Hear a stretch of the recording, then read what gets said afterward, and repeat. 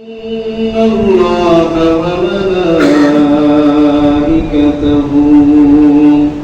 يصلون على النبي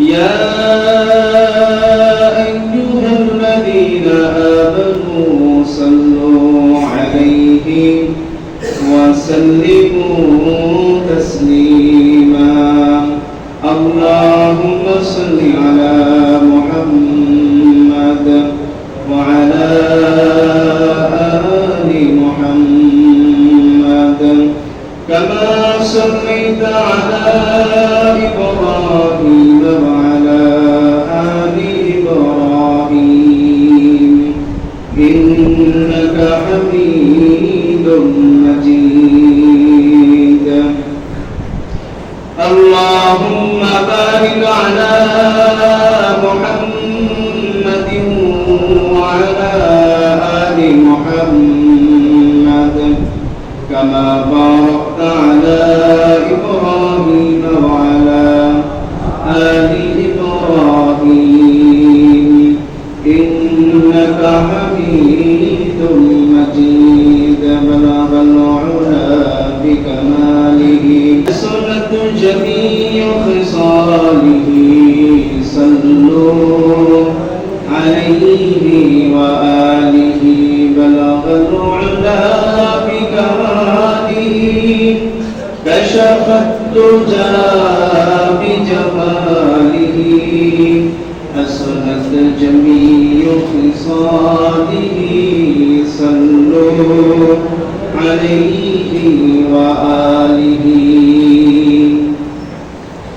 ইমানের পথে অবিচল থেকে আমার মরণ যেন হয় বলেন আল্লাহুম্মা আমিন ইমানের পথে অবিচল থেকে আমার মরণ যেন হয় তোমারই কাছে বিনতি আমার মহামহিম দয়াময় ইমানের পথে অবিচল থেকে আমার মরণ যেন হয় প্রতিদিন মিথ্যের মুখোমুখি হই বেদিন ফাঁসেকেরা করে হই জয় আজাজিরে সে গোমরাহি সুর গানে করে তুলে মোহময় ইমানের পথে অবিচল থেকে আমার মরণ যেন হয় ইমানের পথে অবিচল থেকে আমার মরণ যেন হয় আল্লাহ আমাদেরকে ইমানের উপরে অটল অবিচল থাকার তৌফিক দান করুন বলেন আমিন মুহতারাম হাজরিন আল্লাহ জাল্লা শানুহু আম্মা নওয়াজুল দরবারে অসংখ্য অগণিত শুকর আদায় করছি যে আল্লাহ সুবহানাহু ওয়া তাআলা আমাদেরকে অত্যন্ত দয়া করে মায়া করে ভালোবেসে মহব্বত করে মুসলমান হিসেবে ইমানদার হিসেবে আল্লাহ পাকের হুকুম জুমার নামাজ আদায়ের উদ্দেশ্যে আল্লাহ পাকের ঘর বাইতুল্লাহ তথা মসজিদে দুনিয়ার সমস্ত জায়েজ ঝামেলা থেকে মুক্ত হয়ে হেফাজত হয়ে আল্লাহকে রাজি এবং খুশি করার মাকসাদে আল্লাহর কুদরতি কদমে সিজদা দেওয়ার মাকসাদে কোরআন এবং সুন্নাহ থেকে ইহকালীন জীবনের শান্তি এবং পরকালীন জীবনের মুক্তির সন্ধানে হেদায়েতমূলক কিছু জরুরি কথা শ্রবণ করে জীবন পরিবর্তনের আশায় আগে ভাগে আল্লাহ পাকের ঘর মসজিদে আসার বসার তৌফিক দান করেছেন এজন্য দিল থেকে সেই মহান মনিবের দরবারে অন্তর এবং অন্তঃস্থল থেকে নিয়ামতের শুকর আদায়ার্থে কালিমাতুশ শুকর উচ্চারণ করে বলি আলহামদুলিল্লাহ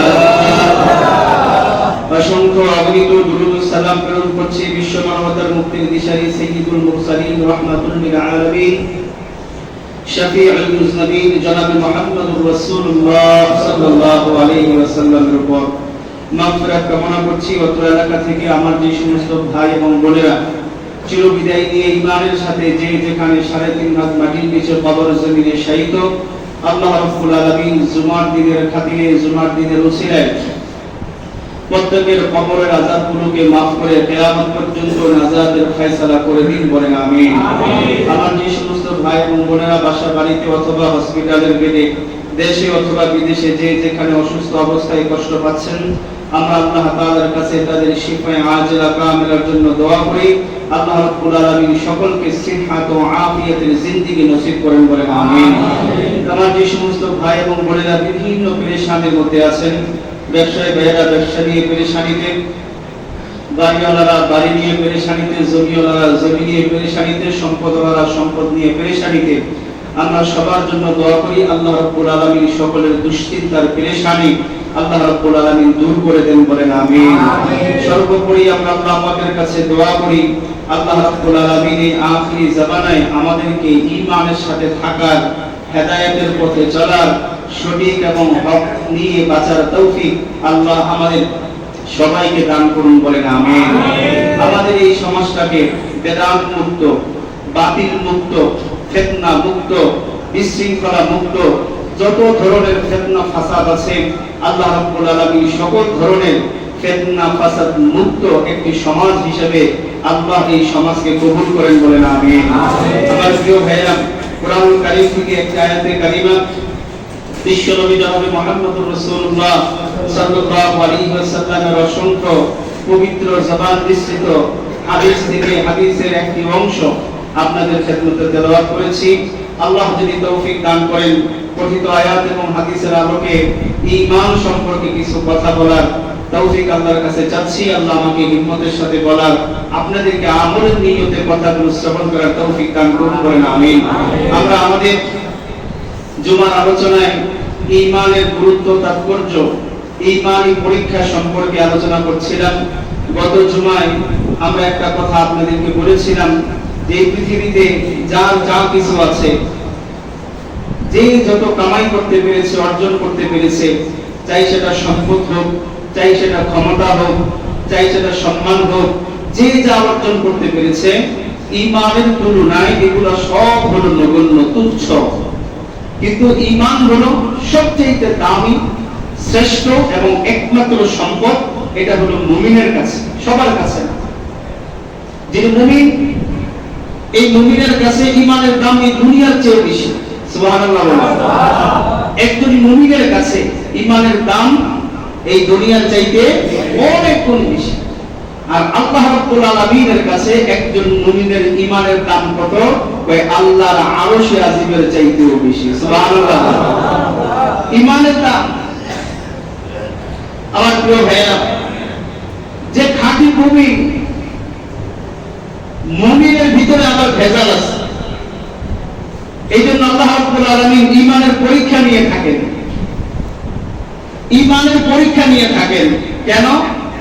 যে কার ঈমানটা নির্ভেজাল, কার ঈমানটা খাঁটি, খালেস, কে ঈমানের দাবিতে সত্যবাদী আর কে ঈমানের দাবিতে মিথ্যাবাদী, এটাকে ফরক করার জন্য, পার্থক্য করার জন্য আল্লাহ দুনিয়ার জীবনে ঈমানের দাবি যে করে, যার ঈমান আছে, আল্লাহ ওই ঈমানদারের ঈমানি পরীক্ষা দুনিয়াতেই নিয়ে পরকালে তার জন্য ফলাফলের অপেক্ষায় থাকেন। সুবহানাল্লাহ বলেন।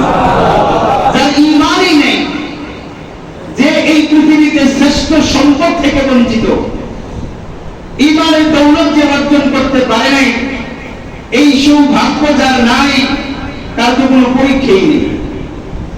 স্কুল কলেজ ইউনিভার্সিটিতে পরীক্ষা তো তারাই দিবে যারা স্কুল কলেজ প্রাইমারি হাই স্কুলের স্টুডেন্ট হবে। তারা যারা স্টুডেন্ট না, তাদের তো কোনো পরীক্ষা যদি দাবি করে, তাহলে তার এদিন আর বিশ্বাস রাখতে হবে যে আল্লাহ তাকে ঈমানি পরীক্ষা দিবেন। আল্লাহ হলেন ঈমানি পরীক্ষা নেওয়ার পরীক্ষক, আর যিনি ঈমানের দাবি করবেন তিনি হলো পরীক্ষা দেওয়ার ছাত্র। পরীক্ষা নেবেন। কিসের পরীক্ষা নেবেন? ইমানদারের ইমানের পরীক্ষা নেবেন। এই জন্য কোরআনে কারীমের মধ্যে আল্লাহ হাসিবান নাসু আইয়ুতরাকু আইয়াকুলু আমান্না আমান্না, আমি ঈমান এনেছি, আর তার কোনো পরীক্ষা নিরীক্ষা যাচাই বাছাই করা হবে না। মানুষ কি এটা ভাবে?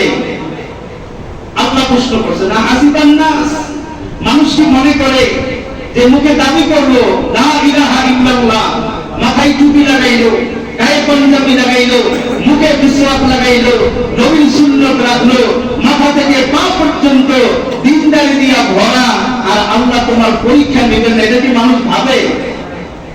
ও ভাই, আজকে তো আমাদের দেশে, আমাদের সমাজে নামাজি ওয়ালা লোকের বহুত সংখ্যা। নামাজিওয়ালা, টুপিওয়ালা, দাড়িওয়ালা, মিসওয়াকওয়ালা, তাবলীগওয়ালা, আলেম, উলামা, কোরআনওয়ালা, হাদিসওয়ালা, সমাজ অভাব নাই। কিন্তু অভাব হলো শুধু কিসের? শুধু ঈমানের অভাব। কিসের অভাব? ঈমানের অভাব। কেন এই কথা বললাম? আল্লাহর নবী জনাবে মুহাম্মদুর রাসূলুল্লাহ সাল্লাল্লাহু আলাইহি ওয়াসাল্লাম তার পবিত্র জবানের ঘোষণা, লা তাকুমুস সাআহ,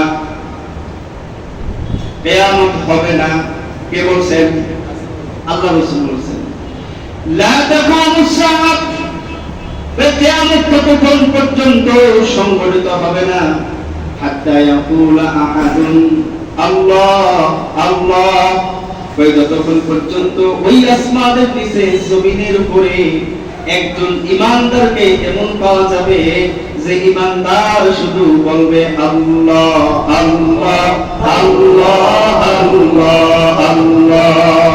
কি বলবে ভাই? আল্লাহকে আল্লাহ বলে স্বীকার করবে। যদি কিয়ামত হতে হয় তাহলে মুমিন এই দুনিয়াতে থাকতে পারবে না, কারণ যতদিন পর্যন্ত একজন ঈমানদার আল্লাহকে আল্লাহ বলবে, মুসলিম শরীফের হাদিস সাক্ষ্য দেয়, ততদিন পর্যন্ত ওই আসমান আসমানের জায়গায় থাকবে, জমিন জমিনের জায়গায় থাকবে। সুবহানাল্লাহ বলে। সুবহানাল্লাহ। যেদিন শেষ হয়ে যাবে ওই দিন আসমান আসমানের জায়গায় থাকবে না, জমিন জমিন থাকবে না, সব কিছু তুলার মতো উঠতে থাকবে। তখন লা তাকুমুস সাআতুর জায়গায় হবে তাকুমুস সাআহ, কিয়ামত হয়ে যাবে। এই হাদিসকে যদি বিচার বিশ্লেষণ করি, কিয়ামত হবে এতে কোনো সন্দেহ আছে? কিয়ামত হবে, এটা আল্লাহ পাকের ডাইরেক্ট ঘোষণা। কবে হবে? ওই যেদিন এই পৃথিবীতে আল্লাহ আল্লাহ বলনে ওয়ালা কোনো লোক থাকবে না, সেই দিন আসমান ভেঙে জমিনে পড়ে যাবে। আল্লাহু আকবার বলে। কিয়ামত হয়ে যাবে। তাহলে বুঝা গেল কি এমন একটা সময় আসবে ঈমানদারের সংখ্যা কোনো দিন দিন কমতে থাকবে, একটা সময় আইসা দুনিয়াতে কোনো ঈমানদারই থাকবে না, ওই দিন ওই আসমান ভাঙা জমিনে পড়ে যাবে। এরই তো হাদিস থেকে বুঝলাম। লা তাকুমুস সাআহ হাত্তা ইয়াকুলা আহাদুন আল্লাহ আল্লাহ। আল্লাহর নবী বলেন, যতদিন পর্যন্ত এই পৃথিবীতে আহাদুন একজন মানুষ, একজন লোক, কোটি কোটি মানুষের মধ্যে একজন মানুষ শুধু মুখ দিয়া বলবে আমার মালিক হলেন কে? আল্লাহ। আমার মালিক কে? আল্লাহ। আমার সৃষ্টিকর্তা কে? আল্লাহ। আমার পালনকর্তা কে? আল্লাহ। আমার রিজিকদাতা কে? আল্লাহ। আমাকে বিপদ থেকে উদ্ধারকারী কে? আল্লাহ। এই কথা স্বীকার করবে, ততদিন পর্যন্ত কিয়ামত হবে না। আল্লাহর নবী এই কথা বলে নাই জামাআতুন, একটা দল, তারা যতদিন পর্যন্ত আল্লাহ আল্লাহ বলবে ততদিন পর্যন্ত কিয়ামত হবে না। আল্লাহর নবী এই কথা বলেন নাই। আল্লাহর নবী বলেছেন হাত্তা ইয়াকুলা আহাদুন, একজন ব্যক্তি। কয়জন ভাই? আহাদুন শব্দের অর্থ এক। তো একজন ব্যক্তি, তাহলে এত ঈমানদারের সংখ্যা, এত মুসলমান আদমশুমারিতে এতগুলো মুসলমান কিয়ামতের আগ মুহূর্তে যাবে কোথায়? আর তারা কি বলবে? মসজিদ ভরপুর, জুমার দিনে ওয়াজ মাহফিলের প্যান্ডেল ভরপুর, বিভিন্ন সমাবেশ টুপিওয়ালাদেরকে দিয়া ভরপুর। তাহলে কেন এই কিয়ামত পর্যন্ত একজন মানুষের আল্লাহ আল্লাহ বলতে হবে? দিন যত যায় ঈমানদারের সংখ্যা তো বাড়ার কথা ছিল, দিন যত যায় আল্লাহর নবী বলেন ঈমানদারের ঈমানি সংখ্যা শুধু কমতে থাকবে, সর্বশেষ একজনে গিয়া দাঁড়াবে, এর পরের সীমা হলো নাই। একজনের পরে কি নাই, তখন কিয়ামত হবে। তাহলে ঈমানদারের ঈমানি পাওয়ার শক্তি, তারপর ঈমান বাড়ার কথা ছিল, ঈমানদারের দলের পরিধি আরো ব্যাপক হওয়ার কথা ছিল, কিন্তু আল্লাহর নবীর হাদিস, মুসলিম শরীফের হাদিস সাক্ষ্য দেয় একজন পাওয়া যাবে, মাত্র একজন।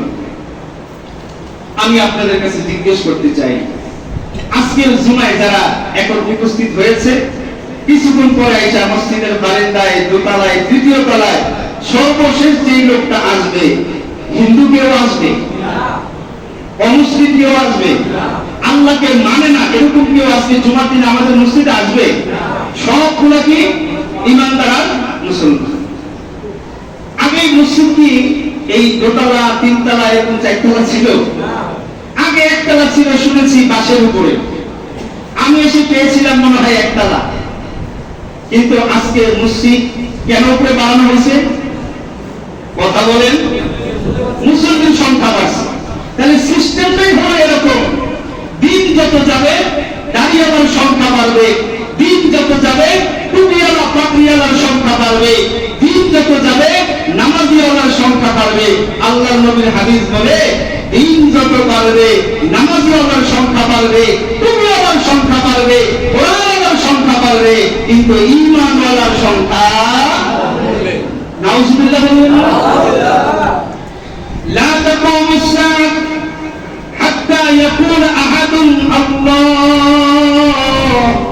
আল্লাহ।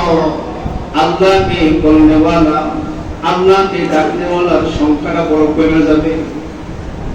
তাহলে বোঝা গেল নামাজিওয়ালা লোকের সংখ্যা থাকবে অনেক, কিন্তু ঈমানওয়ালা লোকের সংখ্যা সমাজে খুঁজেই পাওয়া যাবে। আল্লাহ রাব্বুল আলামিন বলেন, আহাসিবান নাসু আন ইউতরাকু আন ইয়াকুলু আমান্না ওয়া হুম লা ইফতানুন।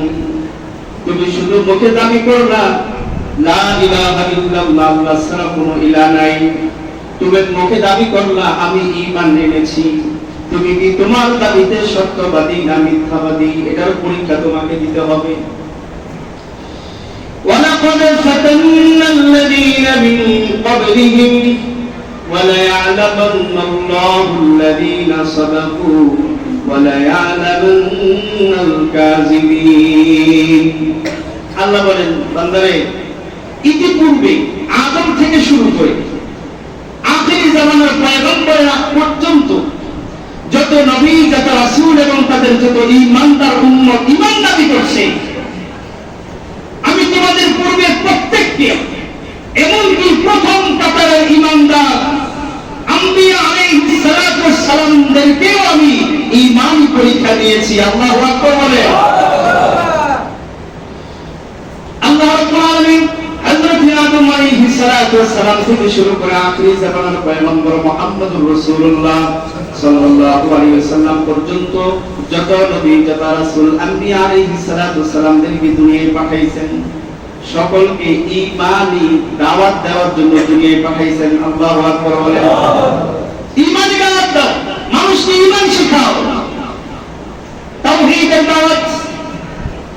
দাওয়াতের অনেকগুলো মিশনের বিষয় নিয়ে আল্লাহ দুনিয়ায় পাঠাইছেন, তার মধ্যে এক নাম্বার ছিল তাওহীদের দাওয়াত। তাওহীদ কি? আল্লাহ ব্যতীত কোনো ইলাহ নাই, আল্লাহ ব্যতীত কোনো মাবুদ আসেনি। যারা বলেন নাই তাদের আছে? আল্লাহ ব্যতীত কোনো খালেক আসেনি? আওয়াজ দিয়ে বলেন আসেনি? আরো জোরে বলেন আসেনি?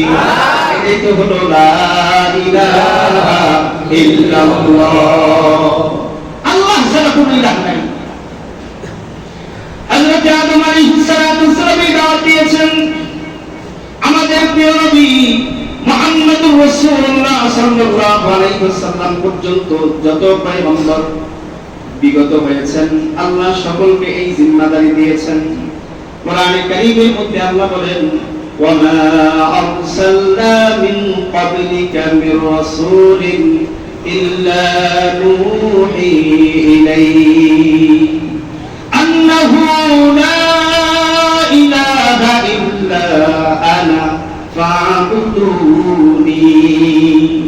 আল্লাহ বলেন, হে রাসূল, আপনি পূর্বে আমি যত রাসূল পাঠাইছি, ওয়া আরসালনা মিন ক্বাবলিকা মির রাসূলিন ইল্লা নূহি ইলাইহি, আমি আপনার পূর্বে যত পয়গম্বর, যত রাসূল আমি দুনিয়ায় পাঠাইছি, প্রত্যেকের কাছে আমি মেসেজ পাঠাইছি, ওহী পাঠাইছি, উম্মতকে দাওয়াত দাও, এই কাজ করো, আন্নাহু লা ইলাহা ইল্লা আনা, আমি আল্লাহ ব্যতীত এই পৃথিবীর কোনো মানুষের কোনো ইলাহ নাই, ফা'বুদুনি, আমার ইবাদত করো।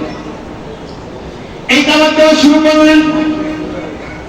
আল্লাহ পাকের ওয়াদা, ওয়া আরসালনা মিন ক্বাবলিকা মির রাসূলিন ইল্লা নূহি ইলাইহি আন্নাহু লা ইলাহা ইল্লা আনা ফা'বুদুনি, আল্লাহ ছাড়া কোনো ইলাহ নাই।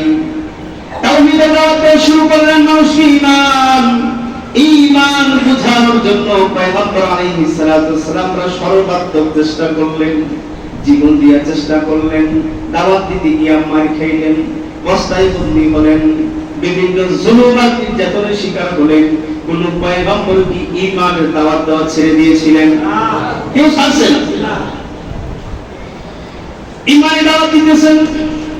কোরআনে কারীম রেকর্ড করে হযরত নূহ আলাইহিস সালাতু ওয়াস সালাম ঈমানের দাওয়াত দিতে আল্লাহ তাকে ওয়াদা করলেন, ওয়ালাকাদ আরসালনা নূহান ইলা কওমি فقال يا قوم اعبدوا الله ما لكم من إله غيره إني أخاف عليكم عذاب يوم عظيم। আল্লাহ বলেন, আমি নূহ আলাইহিস সালাতু ওয়াস সালামকে দুনিয়ায় পাঠাইছি, নূহকে বললাম হে নূহ দাওয়াত দাও, ঈমান শিখাও। হযরত নূহ আলাইহিস সালাতু ওয়াস সালাম জাতির সামনে উপস্থিত হলেন, ডাকিয়া বলেন, ফায়া কওমি আবুদুল্লাহ মা লাকুম মিন ইলাহিন গায়রু, হে আমার সম্প্রদায়, ওই আল্লাহর ইবাদত করো যাকে ছাড়া কোনো ইলাহ নাই, তিনি একক, যার কোনো শরীক নাই। ঈমান রাখো আল্লাহর প্রতি, তিনি একক, আল্লাহুস সামাদ, তিনি অমুখাপেক্ষী, তার কোনো সন্তান নাই, তার কোনো স্ত্রী নাই, তার সমকক্ষ কেউ নাই। আল্লাহু আহাদ, তিনি হলেন একক, দ্বিতীয় বলতে আল্লাহর সমকক্ষ কেউ আসেনি, নাই। শক্তির দিক দিয়ে কেউ আসেনি, অর্থের দিক দিয়ে, ক্ষমতার দিক দিয়ে। আল্লাহ বলেন, নূহ দাওয়াত দাও, আমাদেরকে শোনায় দাও, যদি ঈমানকে ঠিক না করে তাহলে তাদেরকে শোনায় দাও, ইন্নী আখাফু আলাইকুম আযাব ইয়াউমিন আযীম। সম্প্রদায়কে বলো, যদি ঈমান না আনো, ঈমান যদি ঠিক না করো, ঈমান যদি মেরামত না করো, ঈমান যদি মজবুত না করো, আমি নূহ পয়গম্বর তোমাদের কঠিন আযাবের আশঙ্কা করছি। নাউজুবিল্লাহ বলে। ঈমান কি সবাই আনছে? উম্মতের মধ্যে সবাই আনে নাই। লম্বা ইতিহাস। হযরত হুদ আলাইহিস সালাতু ওয়াস সালামকে আল্লাহ ওয়াদা করলেন, কোরআনে কারীম রেকর্ড করে, ওয়া বিলা আদিন আখাহুম হুদা ক্বালা ইয়া কওমি আবুদুল্লাহা মা লাকুম মিন ইলাহিন গায়রুহু আফালা তাত্তাকুন। হুদ আলাইহিস সালাতু ওয়াস সালামকে পাঠাইছেন আদ জাতির কাছে, যা বলেন, ইয়া কওমি আবুদুল্লাহ মা লাকুম মিন ইলাহিন গায়রুহু, ঈমান আল্লাহর প্রতি, তার কোনো ইলাহ নাই, তার সমকক্ষ কেউ নাই, তার সমতুল্য কেউ নাই, ওই আল্লাহর ইবাদত করো যিনি একক, আল্লাহকে ভয় করো। হুদ জাতি আল্লাহকে মানছিল, ঈমান আনে। সালেহ আলাইহিস সালাতু ওয়াস সালামকে পাঠাইছেন সামুদ জাতির কাছে, ওয়া ইলা সামুদ আখাহুম সালিহা, একই দাওয়াত আল্লাহ তার জাতিকে দিচ্ছেন সালেহ আলাইহিস সালাতু ওয়াস সালামের মাধ্যমে। আল্লাহ সালেহকে ডাক দিয়া বলে, সালেহ রে, তার উম্মতকে ডাক দিয়া বল, ইয়া কওমি ইবুদুল্লাহা মা লাকুম মিন ইলাহিন গায়রু। সম্প্রদায়কে দাওয়াত দিল, ঈমান ঠিক করো, ঈমান আনো, ঈমান আনলো না। এবার আল্লাহ রাব্বুল আলামিন শুআয়ব আলাইহিস সালাতু ওয়াস সালামকে মাদিয়ানবাসীদের কাছে পাঠাইলেন, ওয়া ইলা মাদিয়ানা আখাহুম শুআইবান ক্বালা ইয়া কওমি ইবুদুল্লাহা মা লাকুম মিন ইলাহিন গায়রু। ঈমান আনে না। হযরত ইব্রাহিম আলাইহিস সালাতু সালাম ছোট থেকে দাওয়াত দিলেন, ওয়া ইব্রাহিম ইয ক্বালা লিকাওমিহি উ'বুদুল্লাহ। আমার সম্প্রদায়ের ঈমান আনো, ঈমান আনে না। আর ইব্রাহিম আলাইহিস সালাতু সালামের সম্প্রদায় তো ঈমান আনে নাই, তো আনে নাই, এরে আগুনের ভিতরে ফলাইছে। এই ইতিহাস আপনাদের জানা আছে। হযরত মুসা আলাইহিস সালাতু সালাম দাওয়াত দিলেন, হারুন আলাইহিস সালাতু সালাম দাওয়াত দিলেন, হযরত লূত আলাইহিস সালাতু সালাম দাওয়াত দিলেন। প্রত্যেকই মানুষের ঈমানকে ঠিক করার জন্য জাতির সামনে উপস্থিত হলেন। ভাইয়া বলেন, ইন্নী লাকুম রাসূলুন আমিন ফাত্তাকুল্লাহা ওয়া আতিউন। আল্লাহর কোরআন বলে প্রত্যেক নবী আর রাসূল জাতির সামনে দাঁড়ায় ভাষণ দিলেন, ইন্নী লাকুম রাসূলুন আমিন, আমাকে বিশ্বাস করো, আমি একজন বিশ্বস্ত মেসেঞ্জার। আমার আল্লাহ তোমাদের কাছে আমাকে পাঠাইছে, আল্লাহকে ভয় করো আর রাসূলের আনুগত্য করো। জাতি মানে না, আমরা মানি না। আমরা কি আল্লাহ রাসূল ঠিকঠাক মতো মানি? উত্তর দেন। মানি মানি না। আমাদের ওয়াজও আছে, বলবো, অপেক্ষা করে। হুদ আলাইহিস সালাতু সালামের সম্প্রদায়কে হুদ আলাইহিস সালাতু সালাম দাওয়াত দিয়েছেন। আদ জাতিকে, সামুদ জাতিকে সালেহ আলাইহিস সালাতু সালাম দাওয়াত দিয়েছেন। ইব্রাহিম আলাইহিস সালাতু সালাম দাওয়াত দিয়েছেন। মুসা আলাইহিস সালাতু সালাম ঈমানের দাওয়াত দিয়েছেন। লূত আলাইহিস সালাতু সালাম ঈমানের দাওয়াত দিয়েছেন। আমাদের নবী বুঝি আমাদেরকে দেননি? আসতে বললেন যে আল্লাহ কিতাব পাঠাইছেন। আমাদের কিতাবের নাম কি? এই কিতাবের ভিতরে বুঝি ইমানি কথাবার্তা নাই? যদি থাকে আর সেই অনুযায়ী যদি না চলেন, তাহলে কপাল আমাদের ভালো না খারাপ? কেমন খারাপ? ইব্রাহিম আলাইহিস সালাতু সালামের দাওয়াত পায় তারা উম্মত যেটা করছে আর যেটা হইছে আমাদেরও সেটাই হবে, ব্যতিক্রম কিছু হবে। লূত আলাইহিস সালাতু সালামের জাতির আল্লাহ উল্টাই দিয়েছে। নূহ আলাইহিস সালাতু সালামের জাতির আল্লাহ গরম পানি দিয়ে ডুবাইছে। মুসা আলাইহিস সালাতু সালামের জাতির লোহিত সাগরের মধ্যে ডুবাইছে। না ইতিহাস আপনাদের জানা নাই? আপনারা অপেক্ষায় থাকেন, মাঝে মাঝে তো কিছু গেছে, করোনা সহ অনেক কিছু আরো আসতেছে। আল্লাহ আমাদেরকে হেফাজত করে। কোরআনে কারীম দিয়ে বলে, প্রত্যেকটা নবীকে ঈমানি দাওয়াত দেওয়ার জন্য আমি আল্লাহ যুগে যুগে জাতির কাছে পাঠাইছি। সবাই ঈমানের দাওয়াত দিয়েছে, আল্লাহ ছাড়া কোনো ইলাহ নাই। নবী আরবি মুহাম্মদুর রাসূলুল্লাহ সাল্লাল্লাহু আলাইহি ওয়াসাল্লাম সর্বশেষ পয়গম্বর। এরপর আর কেউ নবী আসেনি, আসবেনি, দাবি করলে হবেনি। সর্বশেষ পয়গম্বর মুহাম্মদুর রাসূলুল্লাহ সাল্লাল্লাহু আলাইহি ওয়াসাল্লাম নবুয়ত পাওয়ার 3 বছর পর আমি আপনাদের কাছ থেকে জানতে চাই, নবীজি কত বছর বয়সে নবুয়তি পাইছেন? তাহলে 3 বছর পর হইলে কত বছর হয়? এই 43 বছর বয়সে মক্কার নিকটে যারা হজে গেছেন তারা দেখছেন সাবা পাহাড় নামে একটা পাহাড় আছে। এই পাহাড়ের উঁচাই নবীজি দাঁড়াইছেন। এই পাহাড় ওই পাহাড়ে দেখেন তো, পাহাড়টার খুঁজে পাওয়া মুশকিল। পাহাড়ে দাঁড়ায় বলতেছেন, ইয়া সাবাহ ইয়া সাবাহ আনা নাযীরুল উলিয়া। আল্লাহ নবী ডাইকা ডাইকা বলতেছেন, 43 বছরের অর্জন মুহূর্তেই নবীজির শেষ।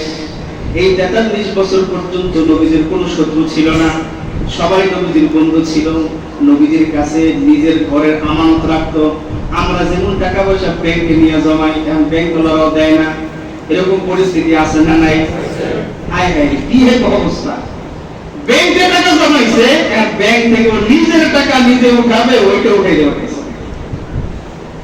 ওই সময় নবীজি ছিল ব্যাংক। দিন আর আরো মূল্যবান যা কিছু সব নবীদের কাছে আমানত রাখতো। মানুষ মানুষকে বিশ্বাস করতো না। আজকে বুঝি আমরা নিজের আপন ভাইকে বিশ্বাস করি। আজকে সকালবেলার ঘটনা না বললে পেটটা হবে আমার লম্বা সময়। আমাদের এই পৃথিবীর সবচেয়ে উন্নত দেশ সেখানে ছিল, ভাই বেড়াতে আত্মীয় স্বজন ভাতিজার জন্য সব করছে। এখন সকালবেলা হুজুরের দরবারে হাজির হয়েছে, হুজুর এমন কোন তদবির আছে যে আমারে যদি কেউ তদবির করে এটা ঠেকানো যায়? আমি বললাম ভাই আমার সময় নাই, আমার হুজুর আপনার নাম্বারটা দিন, কি হয়েছে বলেন।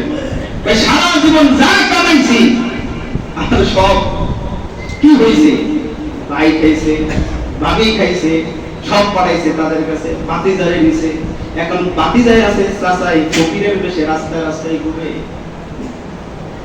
এটা হলো বিশ্বস্ততা, রক্তের ব্লাডের সম্পর্ক। বাদ দিলাম পাড়া প্রতিবেশী নেতা খেতা সব, ব্লাডের সম্পর্ক। ছোট ভাইয়ের সব খাইছি কোন ভাই, কয় না কোন ভাই, বড় ভাই সব খেয়ে লাইছে, কিচ্ছু নাই। জায়গা ছিল ওইটারও দখল করছে। আমি বলছি আল্লাহর কাছে দোয়া করেন, দুনিয়াতে বিচার না পাইলে বিচারটা পাবেন কোথায়? দোয়া করতে থাকেন, দোয়ার উপরে কোনো তদবির নেই। রাতের আধারে পয়সা চোখের পানি ছেড়ে দিয়ে মামলাটা জায়গা মতো দেন। যদি আপনি মজলুম হয়ে থাকেন, জালেমের বিচার দুনিয়াতে হবে, পরকালে তো হবেই 100%, এতে কোনো সন্দেহ নেই। এই হলো অবস্থা। আমার প্রিয় ভাইয়েরা, ওই যে সালাত পাহাড়ে দাঁড়াইয়া নবীজি 43 বছরের অর্জন, মানুষের গুপ্তধন নবীদের কাছে আমানত থাকত। নবীজিকে একটা সার্টিফিকেট দেওয়া হয়েছিল, কি জানি আল আমিন, নাকি আল আমিন দেওয়া হয়েছিল। বিশ্বাসঘাতকতা করার কারণে না আমানতদারিতা ঠিক রাখার কারণে? সেই নবীর উম্মত কারা? আমাদের আমানতদারিতা ঠিক আছে নি? কি আফসোস, পাইছি না। অনেকে বলেই না, কারণ বললে তো ধরা খাবে। আমানতদারিতা যার নাই তার ঈমানও নাই। বুখারী শরীফের হাদিস, লা ঈমানা লিমান লা আমানাতা লাহু, যার ভিতরে আমানতদারিতা নাই ওই লোকটার বিন্দু পরিমাণ কোনো ঈমান নাই। ঈমানের কাতারেই নেই। ওই পাহাড়ে উঠে দাঁড়িয়ে আল্লাহর নবী বিশ্বনবী জনাবে মুহাম্মদুর রাসূলুল্লাহ সাল্লাল্লাহু আলাইহি ওয়াসাল্লামকে আল্লাহ ওয়াদা করলেন, তারাও আর চুপ থাকা যাবে না, এবার ঈমানি ঘোষণা দাও। আল্লাহর নবী সকালবেলা ইয়া সাবা ইয়া সাবা দাঁড়ায়া বলতেছে, পাহাড়ের উপরে দাঁড়ায়া বলতেছে, ইয়া সাবা আনা নাযিরুল ওলিয়া। এটা একটা প্রেক্ষাপট না বললে হাদিসটা বুঝবেন না। ওই জমানায় নবীজি যে জমানায় ছিলেন, ওই জমানায় যদি কোনো মানুষকে সতর্ক করতে চায়, তাহলে তাদের সিস্টেম ছিল উঁচু জায়গায় উঠা, একদম পাহাড়ে উঠা, নিজের পরনে জামা কাপড় খুলে ঘুরাইতো আর জাতিরে ডাক দিত। তখন মানুষ ভাবত যে কোন জায়গা থেকে হয়তো কোন দুশমনেরা আক্রমণ করার জন্য আমাদের এলাকায় আসতেছে, অথবা বড় কোনো বিপদ ঘিরে আমাদের এই এলাকায় আসতেছে। তো নবীজি যখন পাহাড়ের উপর দাঁড়াইছে আর দাঁড়ায় যখন ডাক দিছে, ইয়া সাবা আনা নাযিরুল ওলিয়া, আমি তোমাদের একজন সতর্ককারী, কে কোথায় আছো, এ সকাল শোনো। এই ঘোষণা যখন দিছে তখন এলাকার লোকজনের ঘুম ভেঙে গেছে, যে না জানি মুহাম্মদ তো মিথ্যা কথা বলতে পারে না, আজ পর্যন্ত কোনোদিন সে তো মিথ্যা বলে নাই, তাহলে আজকেও মনে হয় করবে না। সবাই পাহাড়ের চতুর্পাশে জড়ো হয়ে গেছে। কি ব্যাপার? আল্লাহ নবী বলে, আমি কি কোনোদিন মিথ্যা বলেছি? তাই না, আমানতদারিতার খেয়ানত করেছি না, তোমাদের ভালোবাসা অর্জন করতে পেরেছি, হ্যাঁ পেরেছেন। আমি তোমাদেরকে বলি, কুলু লা ইলাহা ইল্লাল্লাহ তুফলিহু, একবার বলো লা ইলাহা ইল্লাল্লাহ, ঈমান আনো, তাহলে সফল হয়ে যাইবা। এই শব্দটা শুরু হইল। শব্দটা কি? লা ইলাহা ইল্লাল্লাহ। এতটুকু কথা বললেন, এতটুকু কথা বললেন, আর 43 বছরের জিন্দেগীর সমস্ত অর্জন মুহূর্তের ভিতরে বিসর্জন হয়ে গেল। মক্কার সবচেয়ে বড় দুশমন হলেন মুহাম্মদুর রাসূলুল্লাহ। নাউযুবিল্লাহ বলেন। কেন? শুধু ঈমানের দাওয়াত দিচ্ছেন, ঈমানের কথা বলছেন।